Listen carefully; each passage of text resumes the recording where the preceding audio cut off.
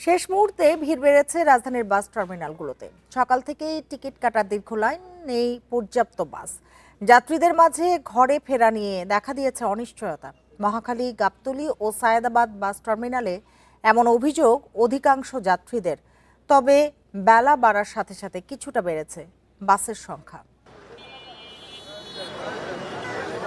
ঈদকে সামনে রেখে ঢাকার ব্যস্ততা ছেড়ে প্রিয়জনের টানে ঘরে ফেরার এই যাত্রা এ যেন এক অন্যরকম অনুভূতির নাম। তাই তো রাজধানীর বাস টার্মিনালগুলোতে এমন উপচে পড়া ভিড়।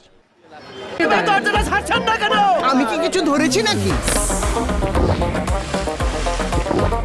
আপুটা আপনাকে চেক আউট করছে, জাস্ট কুল থাকুন।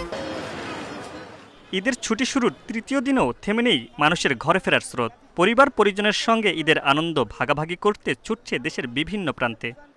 ফ্যামিলির সাথে ঈদের সময়টা পার করতে পারবো, এই কারণেই যাচ্ছি। ভোগান্তি তো আছেই, ভাড়া বেশি হলেও ভাই দেশে তো যাওয়া লাগে, বুঝলেন না? প্রতি বছর একবার যাই, যাওয়া লাগবে দেশে, না তো দেখে না, বুঝলেন না? পরিবেশের দিক করা লাগে। তবে সহজ হচ্ছে না এই আনন্দযাত্রা।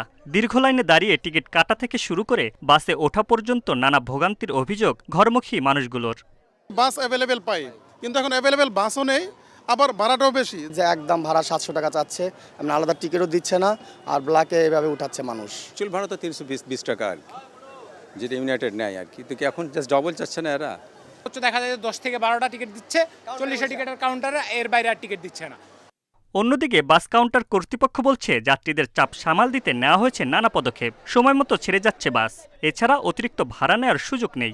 আমাদের যে নিয়ম মাফিক, এই নিয়মের ভিতরেই চলতেছে। অতিরিক্ত কোনো টাকা পয়সা অনন্য পরিবহনের রেকর্ড নেই। 200 টাকাও নেই, 250 টাকাও নেই, 300 টাকাও নেই, আবার 400 টাকাও নেই, যার কাছে ইচ্ছা আর কি। ঈদের মাঝে একটু ভাড়া বেশি, আমরা যে এক সিঙ্গেল যাই বইরা, আর সিঙ্গেল খালি আইতে হয়। যাত্রীদের প্রত্যাশা সব ভোগান্তি পেছনে ফেলে প্রিয়জনের সঙ্গে ঈদের হাসি সবচেয়ে বড় পাওয়া। Mamunur Rahman, independent news, Dhaka.